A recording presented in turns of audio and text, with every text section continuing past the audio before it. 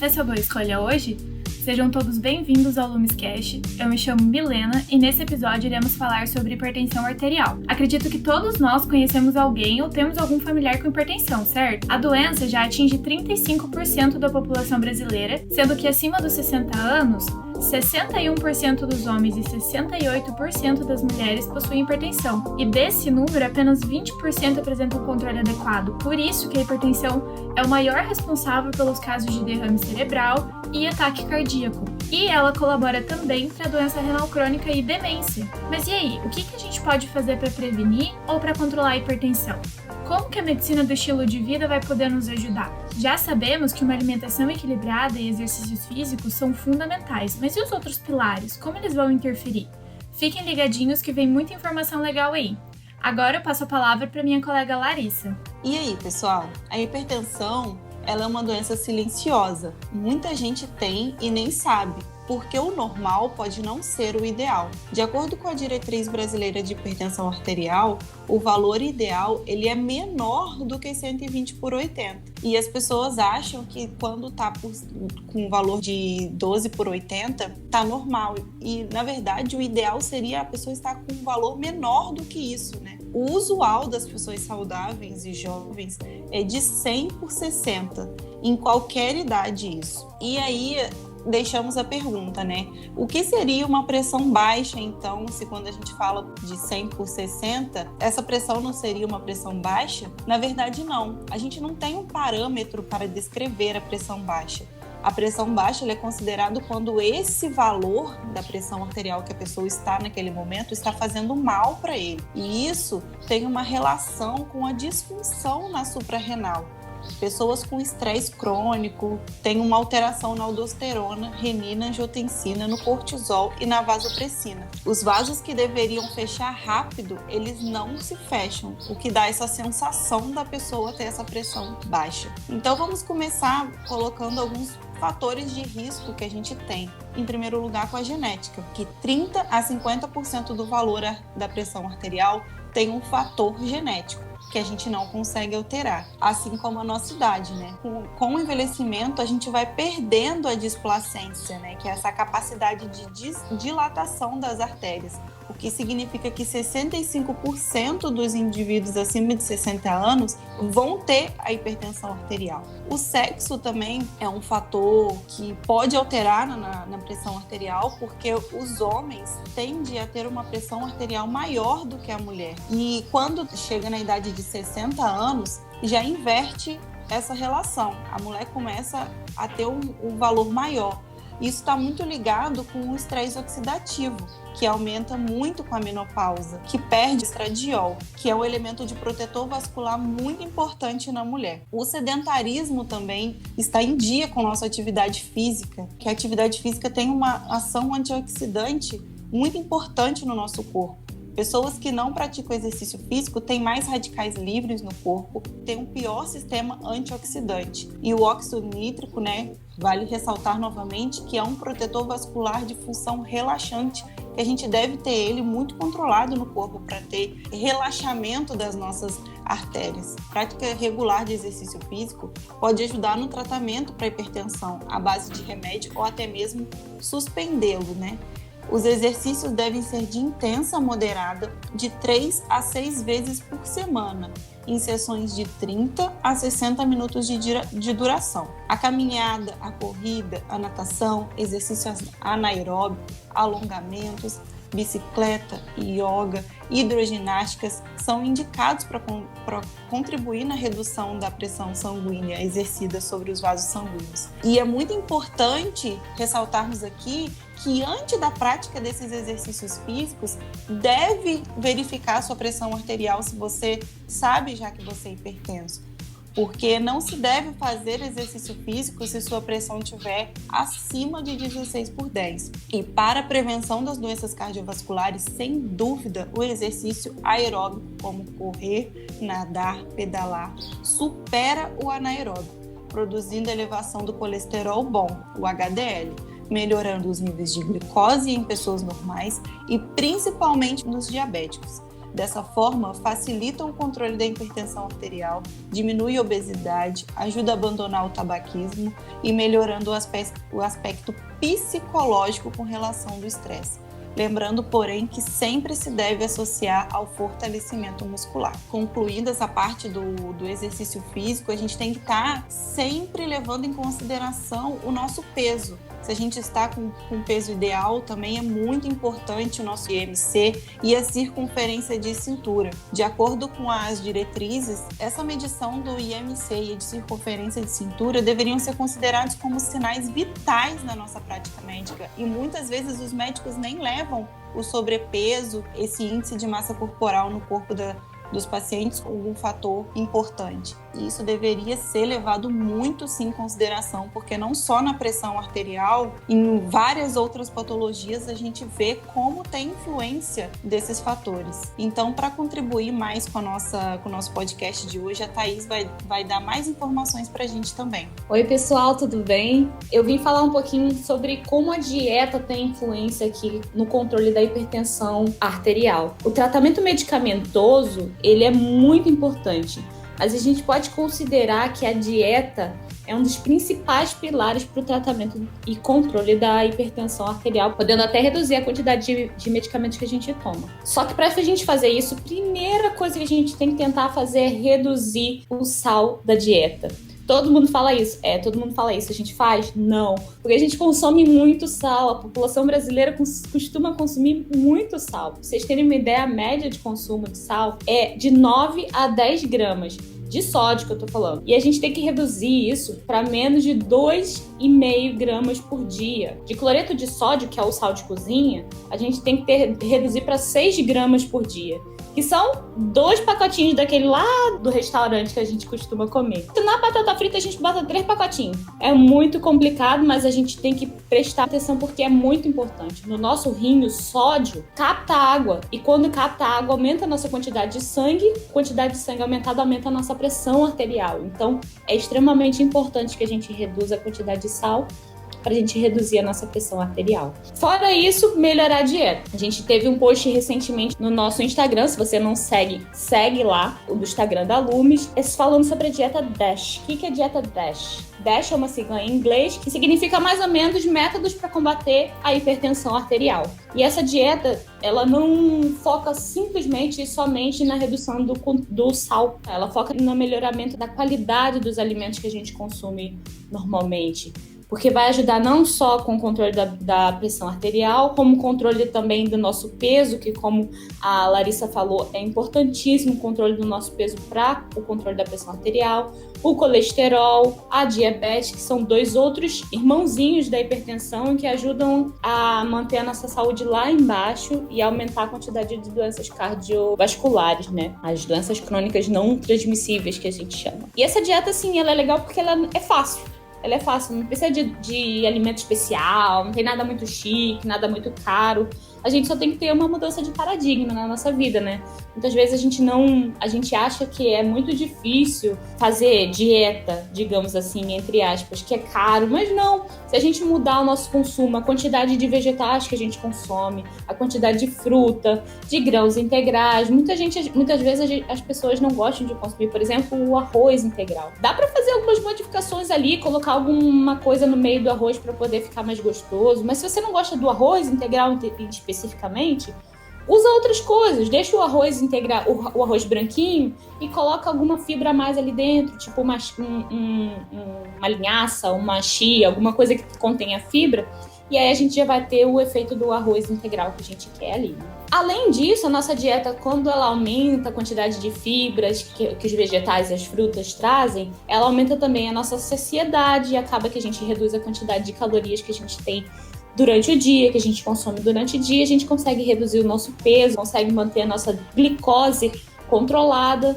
Isso tudo vai ajudar no controle da hipertensão arterial. Outras medidas que a gente tem que tomar aí com relação à dieta especificamente, reduzir significativamente o consumo de álcool. As pesquisas apontam que ele colabora para o enrijecimento das nossas artérias, que vai prejudicar, consequentemente, o bombeamento do nosso coração. E o que é álcool excessivo, né? Porque, beleza, Thais, tem que reduzir, mas para quanto? A gente tem que reduzir para uma quantidade igual ou menor a 30 gramas de álcool por dia. E o que é isso? É mais ou menos uma latinha de cerveja com 5% de álcool, de uma latinha de 600 ml, ou uma taça de vinho, ou uma dose de bebida destilada. Parece pouco, né? Mas a gente tem que fazer esse esforço para a gente conseguir ter esse controle certinho da pressão arterial, porque é muito mais importante, né? Como você viu aí as meninas falando, a pressão arterial é a fonte de um monte de doenças, infarto, AVC.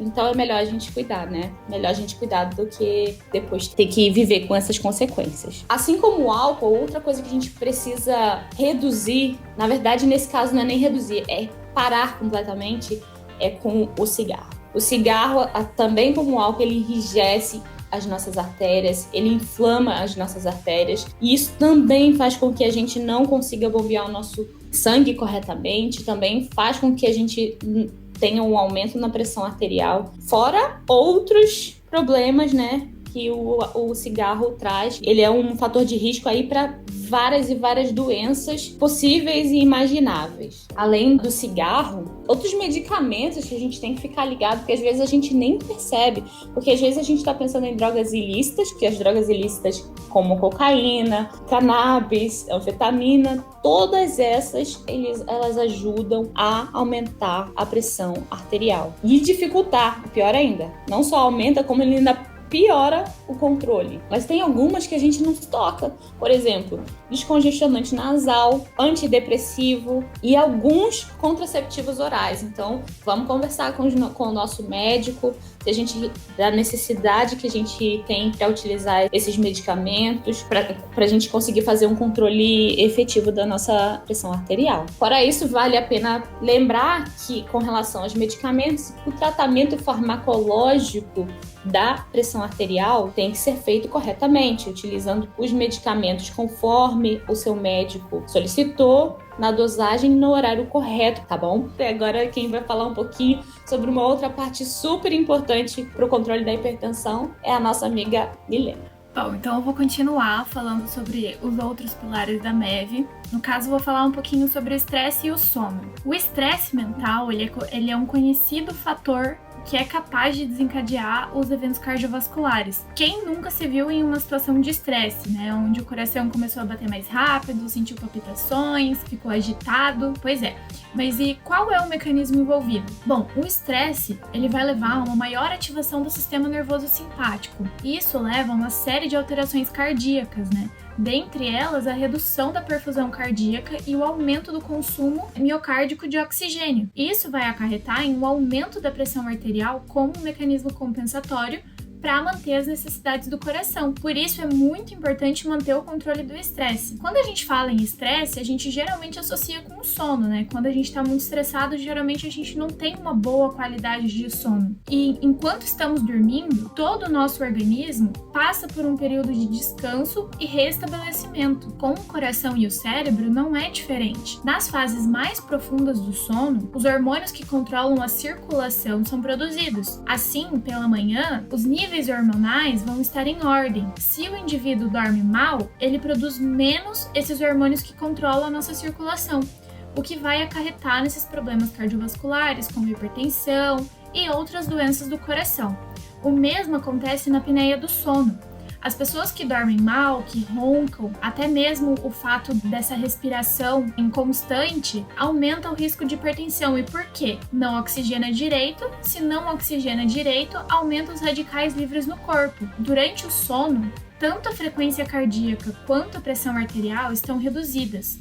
Isso é uma forma de descanso e regeneração do sistema cardíaco. Ou seja, o sono ele é um ótimo antioxidante, assim como exercício físico. E as pessoas pagam para ir na academia, né? E o sono é uma ferramenta grátis. Por isso que a gente tem que dar valor a uma noite de sono bem dormida. Ele é um importante aliado da nossa saúde. E para finalizar o episódio de hoje, vamos dar algumas dicas, né, meninas? Isso mesmo. Sim. Bom, então é importante, como a Larissa falou, a gente praticar os exercícios físicos regularmente. A gente tem que manter o organismo hidratado. Principalmente essa questão do exercício físico e da obesidade, faz um controle com o seu médico, quem tem condições de ir num nutricionista, fazer o seu controle de percentual de gordura, né, o IMC, a circunferência de cintura, para poder chegar nos níveis adequados para você. É muito, muito importante esse controle. A Thaís também comentou da diminuição do sal, né, Thaís? Exato, não só a diminuição do sal, acho que é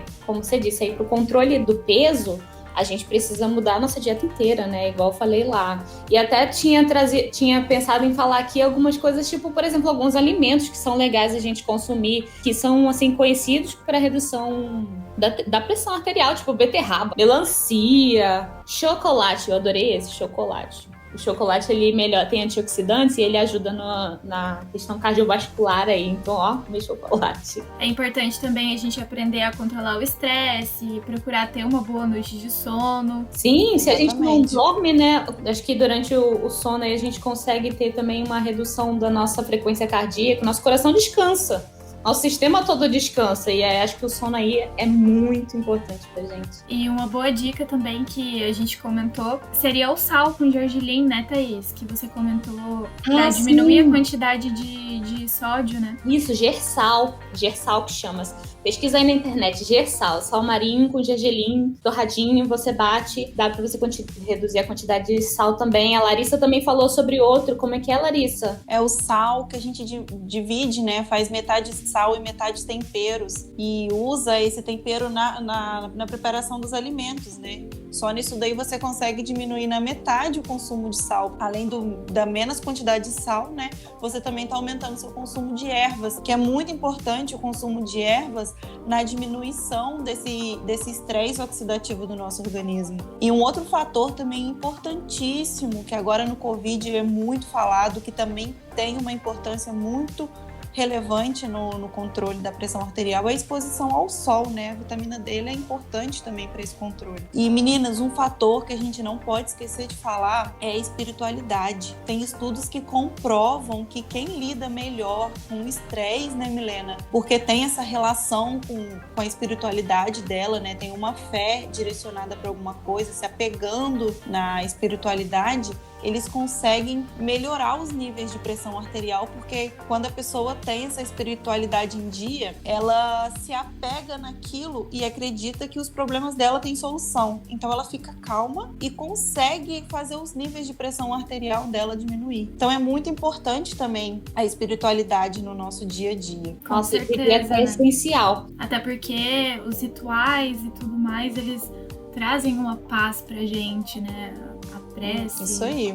Tudo mais. E a gente não pode esquecer também do nosso último pilar, que são as relações, né? Se a gente tem alguns amigos, momentos de descontração, tudo isso também é importante para aliviar o estresse, para melhorar o estresse oxidativo e tudo mais. Nossa, com certeza. Assim, e se a gente por acaso não tá podendo ter um contato pessoal, né, com um amigo, a gente pode fazer uma reunião virtual, igual a gente tá fazendo agora. E assim, se a gente não puder, se os amigos estiverem trabalhando, uma dica aí que eu vi também é a gente aprender um pouquinho de meditação. A gente às vezes acha que é besteira, mas a meditação, a principal base dela é respirar. Exato, a respiração é mega importante. E o yoga também associa a prática física, né, com esse controle da respiração, do controle do estresse e tudo, também é uma ótima ferramenta. E a gente usa tanto o celular e o computador durante o dia, ainda mais nessa pandemia, né?